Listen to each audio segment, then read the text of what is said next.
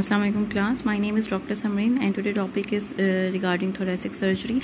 In thoracic surgery we have different approaches. We have some different surgical procedures according to the pathological lesions.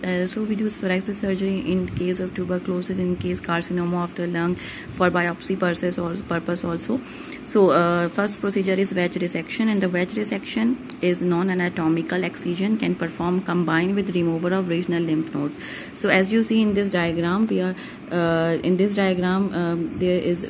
are doing a wedge resection, and we are not cutting the segment. In each lung we have different types of segment, and each segment have its own different artery, veins and bronchus supply.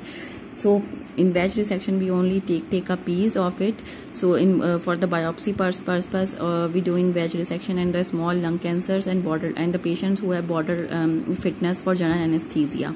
And the approach for doing the wedge resection should be thoracotomy incision or the video assisted thoracoscopic surgery or the minimum invasive surgery by the use of laparoscopy.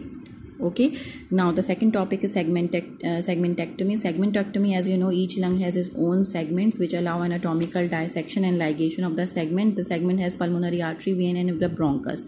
So in segmentectomy we remove each segment, and the approach should be by thoracotomy or the video assisted thoracoscopic surgery. Okay, and the third topic is lobectomy. In lobectomy, if the pathogenesis of the cancer is, for example, squamous cell carcinoma of the upper lobe, so we remove the lobe. We do the lobectomy. So lobectomy is the treatment of choice for the patient with early stage lung cancers. And the approach should be thoracotomy and wedge, like same as wedge and the same as segmentectomy. So average length of the stay is 5 to 7 days. Post-operative chance of pulmonary infection and cardiac arrhythmias is 10% cases. In the 10% cases we have post-operative chance of the patient may develop cardiac arrhythmias or infection. So ideally, if a person with the early stage of lung cancer, the approach should be lobectomy. So following dissection of the fissure and the hilar structure, the branches of the pulmonary artery and the veins through the lobes are isolated and ligated. The bronchus is usually stapled but can be sewn. So the main bronchus should be stapled after dissection or it will be stitched. Okay. And about the pneumonectomy is the removal of the whole lung, high mortality rate because it's very aggressive procedure. So before doing that procedure, surgeon make sure that the patient will tolerate disease or not. And the centrally placing tumor, for example, if tumor is placing central and it's adherent to the heart, or it's transmitted to the heart, or it is metastasized to the heart, so the prognosis is poor.